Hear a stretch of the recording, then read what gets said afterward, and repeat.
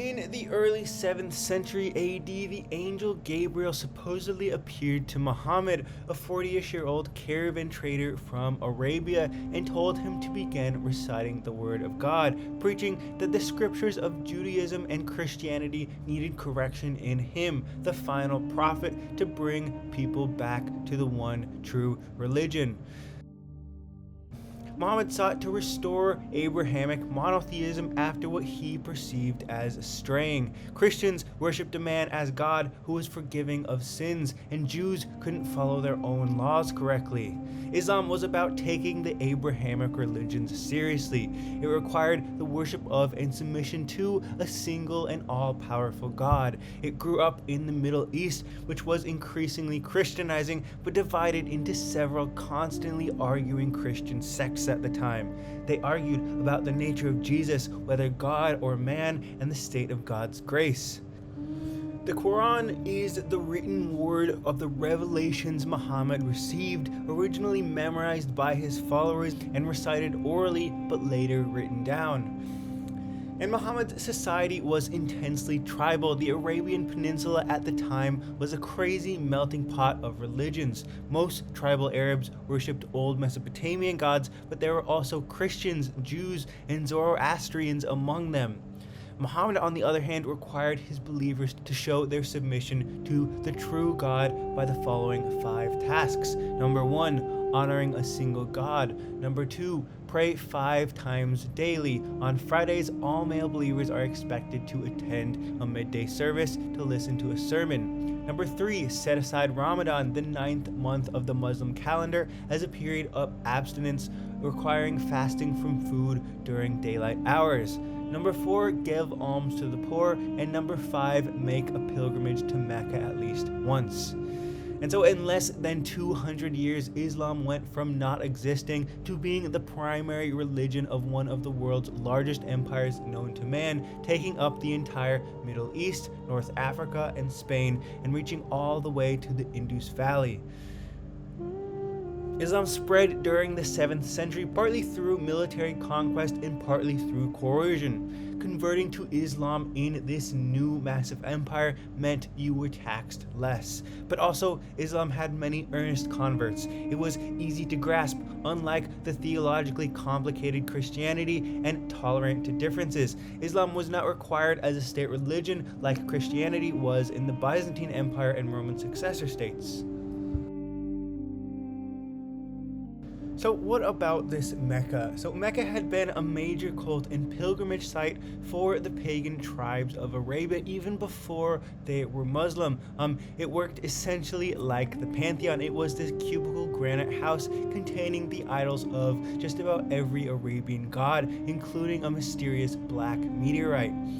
Muhammad belonged to the Quraysh tribe, which hosted the Kaaba, and around his tribe, Muhammad began preaching monotheism, but in 622 he was understandably forced to leave Mecca and spent 10 years in exile, where he gathered followers and a small army. And after many battles, Muhammad conquered Mecca and stripped the Kaaba of its pagan idols and decor, and he taught that the angel Gabriel had given the sacred black meteorite to Abraham and that he built the original Kaaba to house it. So in essence, he was taking it back for Abrahamic religions.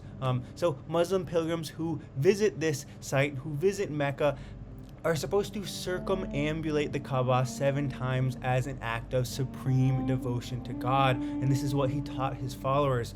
And so as Islam spread and more followers were required, wanted to seek out Mecca and process around it, during the latter half of the 7th century, a black silk drape was introduced to kind of shield and protect the Kaaba.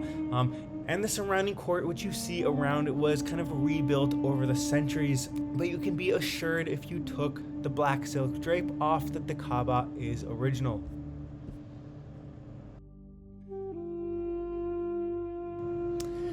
Those Friday midday services Muhammad required of his male believers were held in mosques, and the first mosque rose before Mecca was even conquered and would inspire almost all later mosques. It was next to Muhammad's own house in Medina while he was exiled. So beginning in the 620s, he and his followers essentially attached a massive square courtyard to the west of the Prophet's house, built of mud bricks, palm trunk roofs, and palm trunk columns. This first mosque was based essentially on the form of a trader's caravansary, very familiar to Muhammad, this roadside inn where traders could rest and recover from the day's journey. Caravansary is the Persian compound word meaning caravan and enclosed space. It was essentially a courtyard of mud bricks with small niches carved out, leading to these small rooms for overnight stays. So Muslim men in Muhammad's armies were obviously required to gather and pray here every Friday at midday, and they were first to purify themselves with water in the central courtyard, crossed into this deep covered portico, 3 columns deep, the hypostyle hall kind of model familiar to the Persians already. Then they were to lay down personal mats and prostrate themselves facing a qibla or niche in the wall that was aligned with Jerusalem while praying. This ritual was guided by Muhammad at the front of the mosque. Jerusalem was very, very, very valuable to Muhammad's followers, the first Muslims, because it's where Muhammad made his legendary night flight, where, on a journey to the Temple Mount, Muhammad ascended to heaven, where he talked with the prophets and to God, who gave Muhammad instructions to take back to his followers details on how to pray correctly.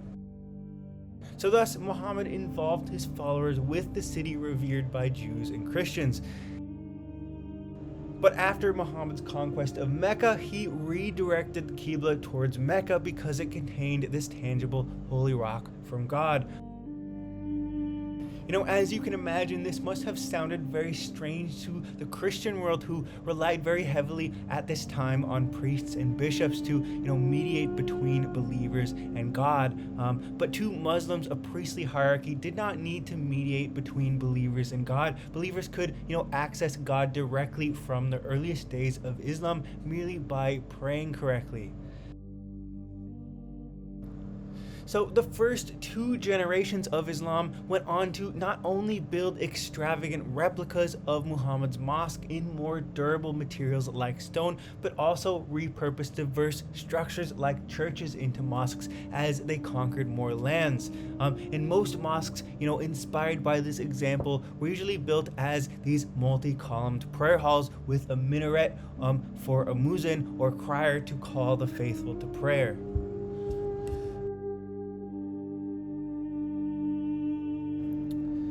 The original followers of Muhammad assumed that religious and political authority, descended from Muhammad, so they chose his closest friend as the first caliph or successor to Muhammad, and thereafter, chose members of his family and their descendants. Some of Muhammad's unchosen family members understandably demanded their rights as caliph, and this resulted in alternate Islamic factions. And so one of these alternate factions took control in 680, and these were called the Umayyads, or the Umayyad Caliphate, and you can see them marked out on this map here. And so by 750, they proceeded to conquer the old Sassanid Empire, Armenia, which was the first Christian nation, the Holy Land, Egypt, all of Africa, and eventually Spain from the Germanic kingdom that ruled it, the Visigoths, and then expanded east to the Indus Valley. And this is the great empire that I talked about at the beginning of class, the Umayyad dynasty, the Umayyad Caliphate. And so their capital was the former Byzantine city of Damascus, and they repurposed churches into mosques in an ingenious way. The first great Umayyad monument, though, was the Dome of the Rock in Jerusalem. And this was essentially a political move. Since a rival caliphate had actually controlled Mecca at this time, the Umayyad Caliphate sought to create their own pilgrimage site that pilgrims could ambulate around. The rock that was believed to have served as the base for the ladder to the sky for Muhammad's visit to heaven.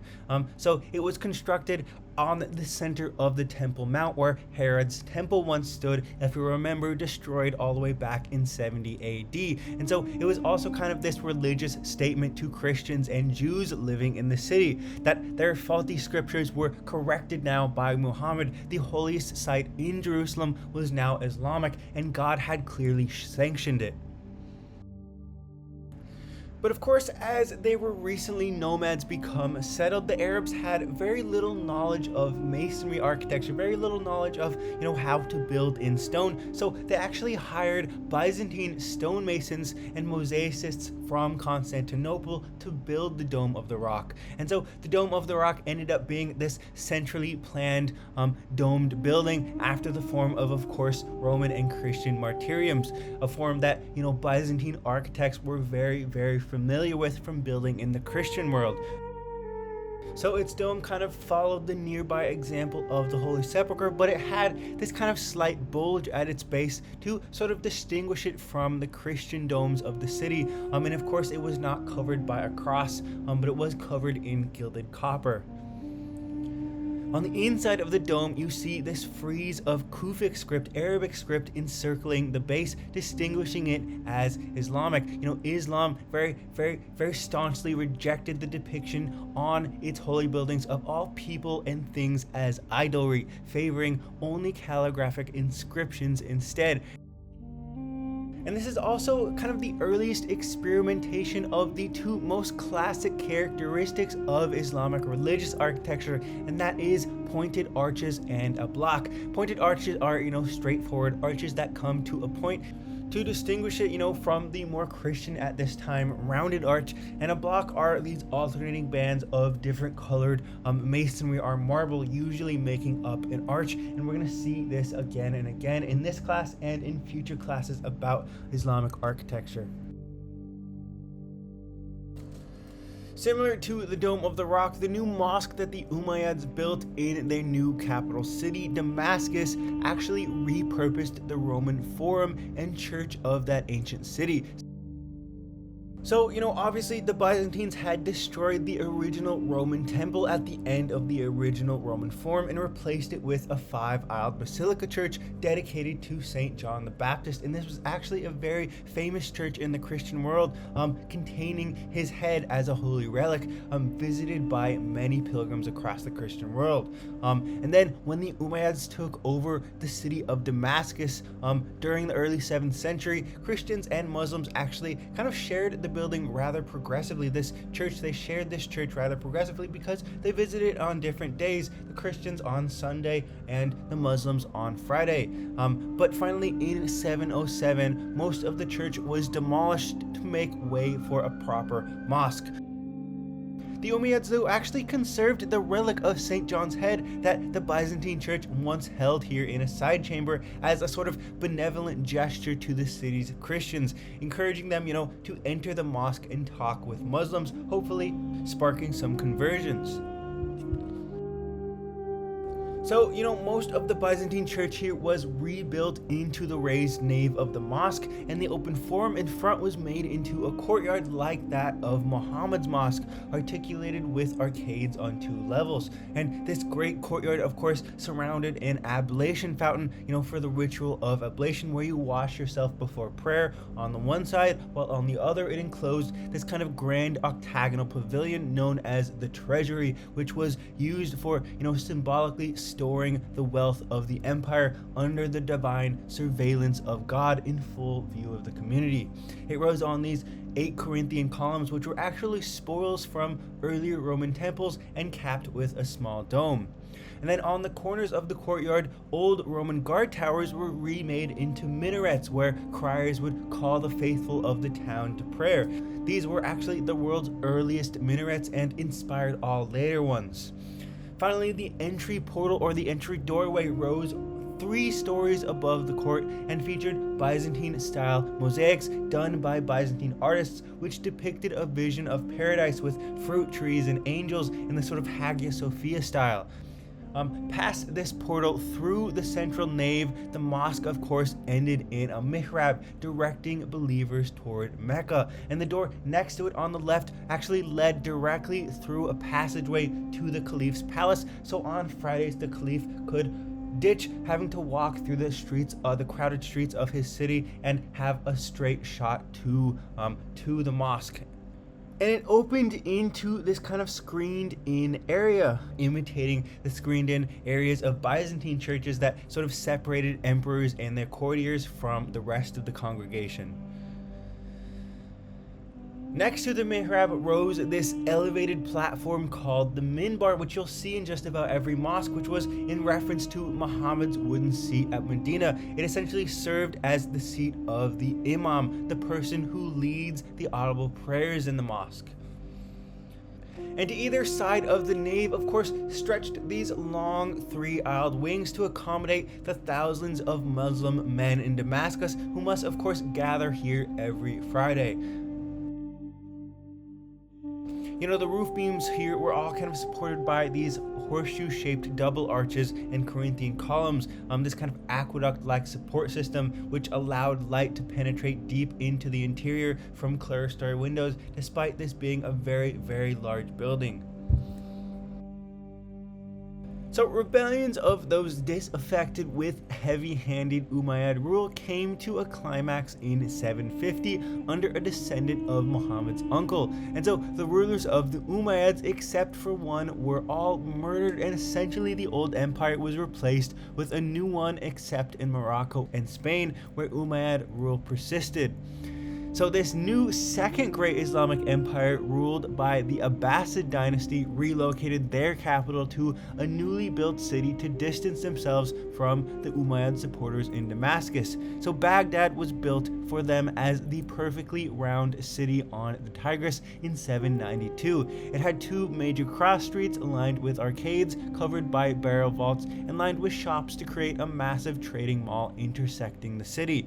At the center of the city, a mosque abutted the Caliph's palace, creating the ideal image of the emperor as the prophetic successor to Muhammad. And around this outer rim of the city, the Caliph's family members and other nobles actually held their palaces with their own guard forces, keeping a tight control of the city's residents. But many nobles ended up moving north of Baghdad in the mid-800s after the city proved to be very claustrophobic, and so they built a new, smaller capital for themselves called Samarra. And in 850, the new Abbasid Caliph commissioned the largest mosque then in the world in Samarra, which covered about the same area as the Temple Mount in Jerusalem. It was this perfect upscaling of Muhammad's mosque. The outer set of walls created a perimeter court shaded on the sides by hypostyle halls, creating an essentially Muslim version of a Roman Forum. And on Fridays, the faithful would enter the inner court of the mosque, the great hypostyle hall, 4 columns deep and 24 across. And a massive spiral minaret recalling the ancient ziggurats of the region dominated the mosque to the north. It stood a whopping 52 meters high, too high for calling to prayer, but high enough to serve as an icon to the new dynasty's power. But after nearly a century of rule, the Abbasid caliphs began to lose their authority over their provincial governors, or as they called them, viziers. In Tunisia or North Africa, the Aghlabid dynasty took root around 800, and these rulers built their own great mosque at Kairoun in 836 to materialize their rule.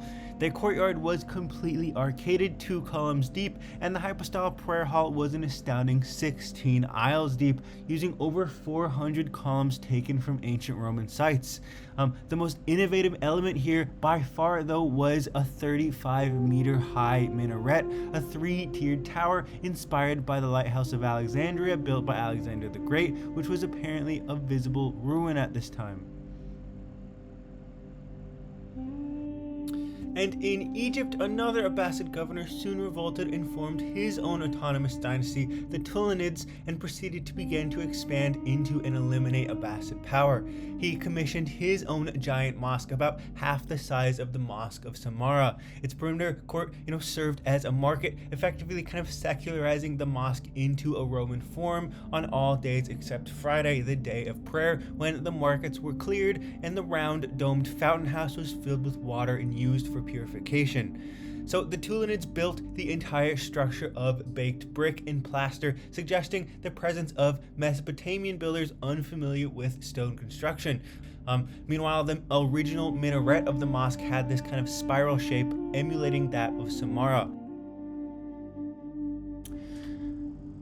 Before we finish our discussion on Islamic architecture, I just want to briefly touch on how Islam slowly changed the nature of cities around, especially the Mediterranean in the former Roman world. So, while the first 2 centuries of Islamic design really pursued this kind of strict geometric order for cities, palaces, and mosques like in Baghdad, the texture of Islamic cities slowly evolved into a dense, very characteristic jumble of crowded markets and tightly packed courtyard houses, occasionally interrupted by orderly mosques. And this is mostly because Muslims were encouraged to crowd into cities because the men at this time were required to go to mosque on Fridays. They needed to live in a city to access the mosque weekly. And also Arabic culture, long steeped in camel-based travel, transport, and trade between the great empires, also encouraged trading as the most noble form of business, which, encouraged these massive markets pushing into mosques and narrow streets. The Mosque of Ibn Tulun foreshadows this, with the courtyard being used as a market on all days but Friday. So, where there had once been these obsessively straight streets in these former Roman cities, the long process of merchants impinging on public space and families crowding into cities for access to mosques resulted in this kind of winding fabric of narrow alleys. And the same thing actually happened in the Christian world, a little bit more slowly, but we're going to look at that next lecture.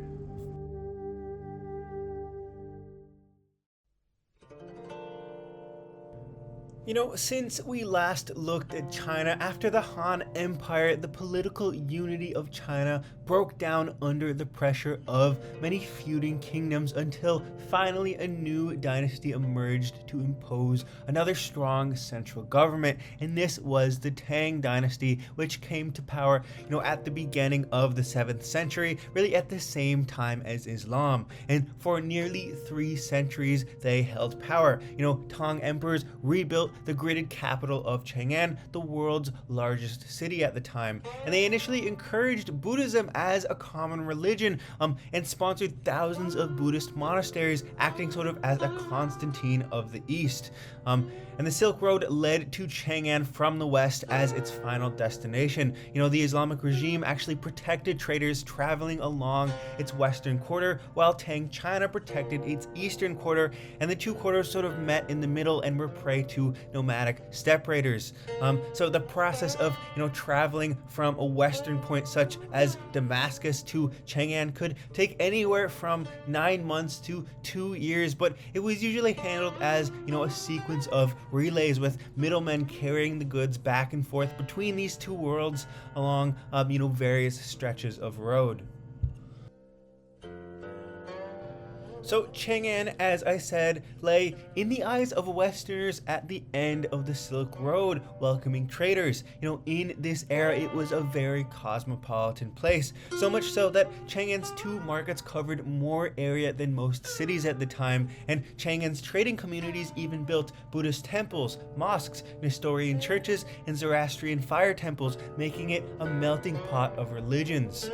The layout scheme for Chang'an, of course, followed the long-standing grid traditions of the Wang-Chang diagram we talked about before, with these 3 axial streets intersected by 3 cross-axial streets, with the palace placed at the center, or in this case, the central axis, but at the back of the city. The scale of the new capital was many, many times larger than that of any city ever conceived in China or elsewhere, covering an astounding 32 miles, making it more than 3 times the area of ancient Rome. And so, of course, Chang'an had 3 gates, each on the east, south, and west walls, and the major streets inside were divided into 3 massive paved lanes, with the central lane reserved for the emperor and his court. And the breadth of Chang'an's streets had never been matched. The central avenue was 155 meters across and stretched considerably wider than any boulevard in the world ever built then or since. And the other main streets in the main grid measured around 100 meters across. Deep drainage ditches also line the sides, requiring, the construction of multiple bridges at these intersections. And, rather than kind of serving to connect different parts of the city, like Roman colonnaded streets, they really serve to keep the city segregated.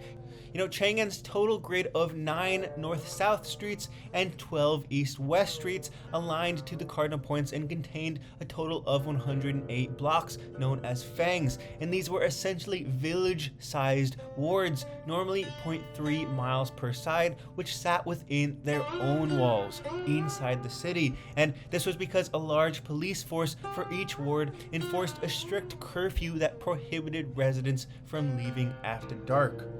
The Tang dynasty was very obsessive over preventing crime in their capital city.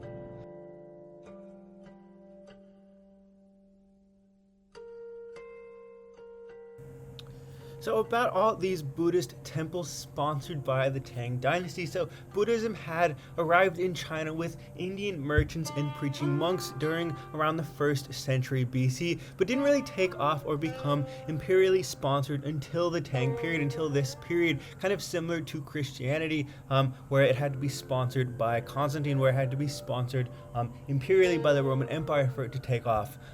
Its true architectural expression and growth came with imperial sponsorship, just like in the Roman Empire. Contact with Buddhist kingdoms on, the periphery of Qing China explains the appearance of the most distinctive building type of Chinese Buddhism, the pagoda, an elaborated version of the Indian stupa. So, the pagoda was essentially this layered wooden or brick tower structure like a stupa, like the Indian stupas, symbolizing, I remind you, the primeval mound of all creation that housed Buddhist relics or, marked a site memorializing an act of Siddhartha Gautama, the Buddha.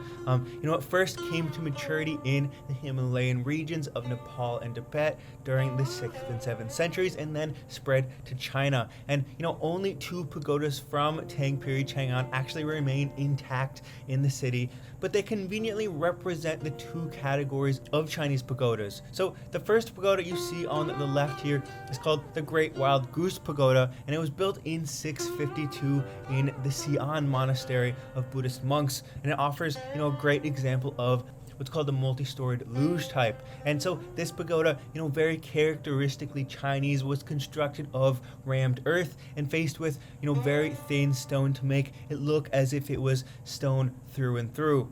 So the first 2 levels were to house 1,300 volumes of sutras, holy books imported from India by the pilgrim Yuanzhang, while on the upper stories it holds these very early figurines depicting Siddhartha Gautama that were actually brought to China from India by the monk Yuanzhang, thought to be holy because, they depict some of the earliest portraits of Siddhartha Gautama. Kind of like how, the earliest portraits of Jesus are very venerated and respected by Catholics and Orthodox Christians for having sort of magical powers, healing powers.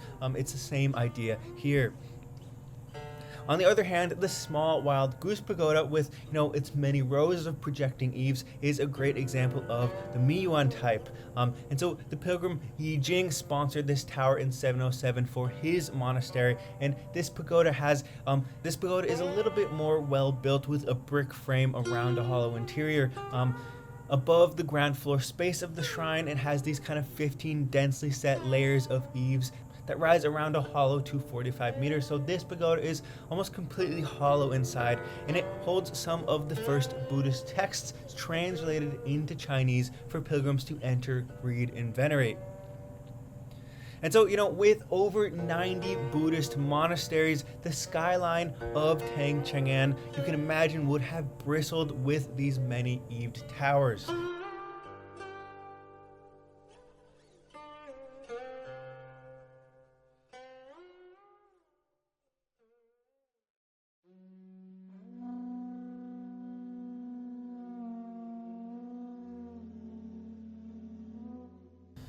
Lastly, today we're going to look at Mayan architecture, which might be classed as wildly different from anything, we've seen on the Eurasian continent, but also remarkably similar. Despite having no contact between one another, humans tend to form similarly structured societies and architecture to express them. So, as I go through the Mayans, see if you can kind of notice architectural patterns here in South America that we've seen in the West. So, as I said, the cultures that grew up in the Americas remained isolated from every influence from Eurasia. They did not have even several technologies that Eurasians considered essential for civilization. They did not have the wheel, the plow, paper, metallurgy, or glass. But they nevertheless built monuments that surpassed those in the Eastern Hemisphere in terms of intricate decoration and technology. So the Mayan culture remained one of kind of modest agricultural villages until a sudden political transformation around the 1st century BC happened. Agricultural techniques suddenly evolved from sort of slash and burn to irrigation ditches, canals, reservoirs, and terraces, and so this led to tiny villages growing into cities with very, very large populations governed by kings called ajas. And the first Mayan cities grew up along the modern-day Mexico and Guatemala border. So Tikal in Guatemala was the first dominant city in the region with an estimated total population of 50,000. But the urban fabric of Mayan cities was very different from Eurasia. They were very spread out, closer to, modern 20th century America than today. This means Tikal's urban territory covered around some 77 miles. But Mayan cities at their core rose as a monumental cluster of palaces, ball courts, and funerary temples used by the kings and their court. So this urban core, a lot like Roman forums, usually featured large public plazas and roads paved with plaster, which served as usually massive markets for villagers to collect and exchange goods with one another.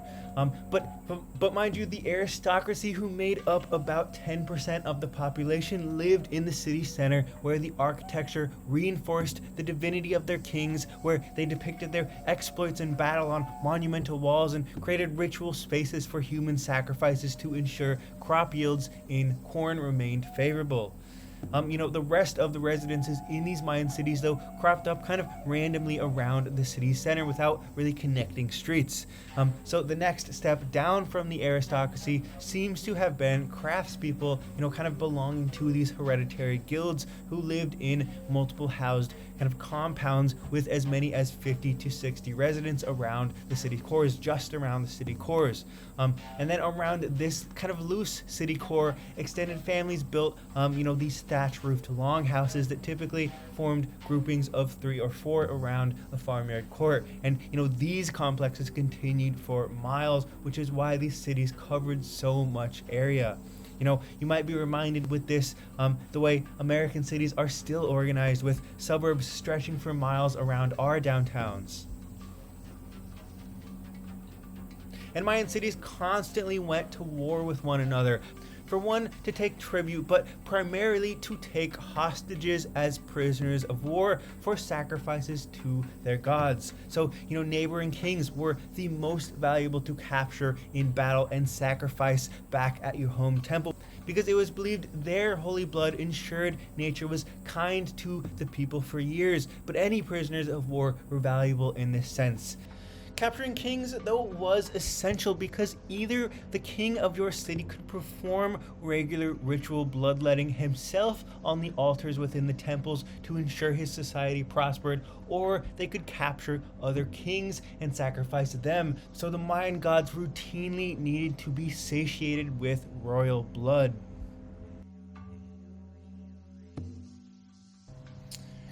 Tikhal's two most famous structures today, Temples 1 and 2, are these 50-meter tall, rubble-filled stone-carved tombs for one of the early kings and his wife. And so the tomb of the king and the queen here lay beneath the foundations of these pyramids, while at the top a sort of sanctuary served as a room for priests and relatives to make sacrifices to his or her memory. And so a small conduit here in the floor of the sanctuary actually burrowed down into the tomb below, and as it was believed, it allowed the dead king or queen to sort of ascend from the underworld to his or her tomb and up into the upper sanctuary to communicate with his or her heirs, much like an Egyptian mastaba.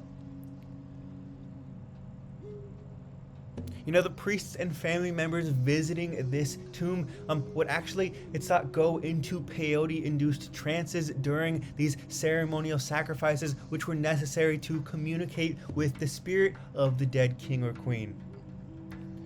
And then this roof comb sprouted above the upper sanctuary, once covered in, plaster and colorful paint, but now worn away. But it once displayed a massive, ornately carved image of a mask. And the Maya called their pyramids mountains, and in their myths considered them as living beings. So this was essentially the personified face of the king, now turned into a living mountain, always watching over their people. So Temple 2, the tomb of the king's wife or the queen, rose on 3 levels with a similarly steep flight of stairs leading to another tall roof comb as a sort of personification of the queen.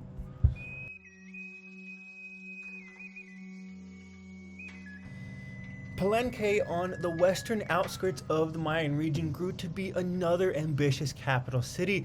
And around 680, its Aja, or King Hanab-Bakal, built a palace complex and his own tomb around, the great plastered boulevards of his city's plaza. And this palace he built is the best surviving Mayan palace complex, and though very mysterious and poorly understood today, a little bit can be said about it. So into the palace flowed, first of all, an aqueduct in a kind of reversed corbel vault from a tributary of the Usumanca River.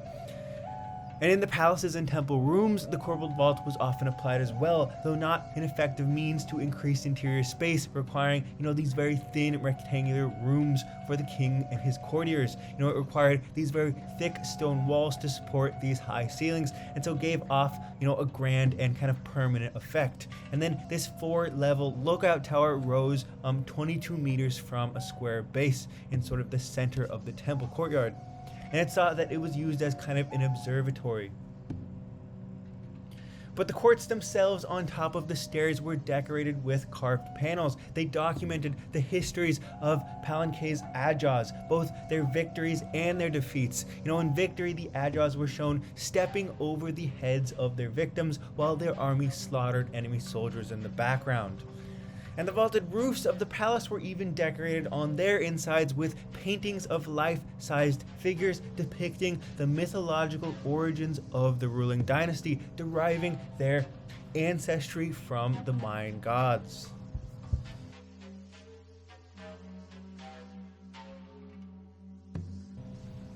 In 675, the Aja of Palenque ordered work on what is known today as the Temple of Inscriptions, but was, to his Mayan subjects, his eternal resting place, his great tomb. It was this massive stepped pyramid right adjacent to the palace, piled on 35 meters over his tomb in 8 stages.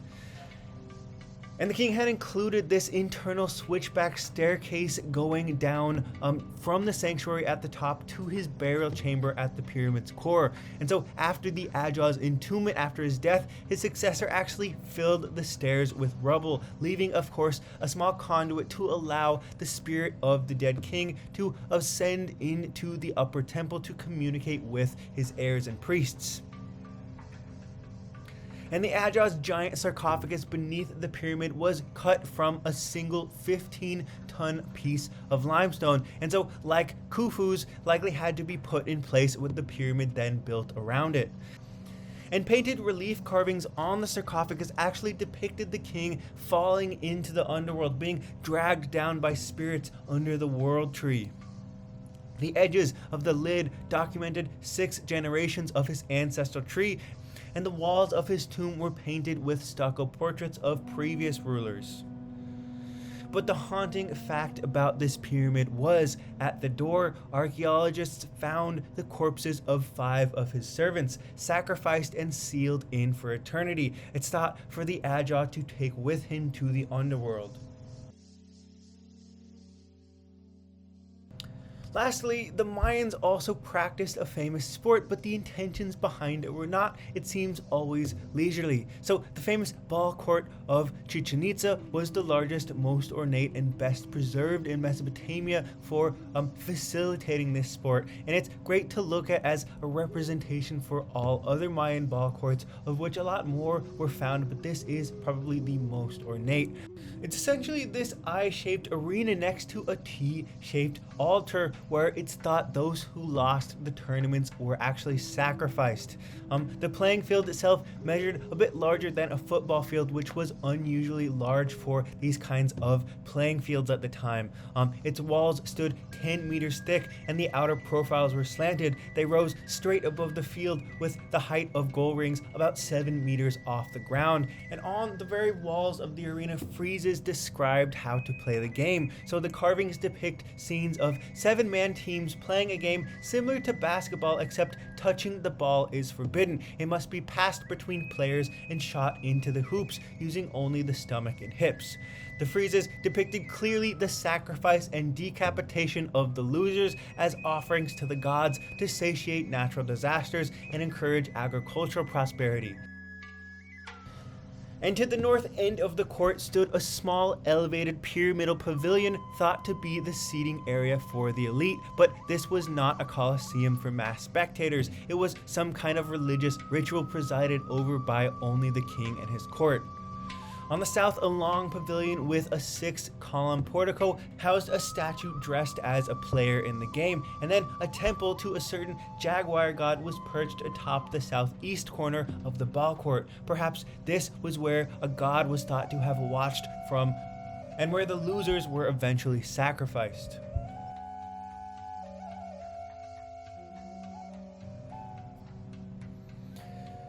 Despite their apparent power for commanding these great stone monuments, most of the Mayan cities were abandoned by the middle of the 10th century. It's thought that subject cities might have rebelled against their overlords, drained by forced labor, war, and taxes to pay tribute to foreign kings, only fueling more war, not to mention capture by foreign kings and human sacrifice.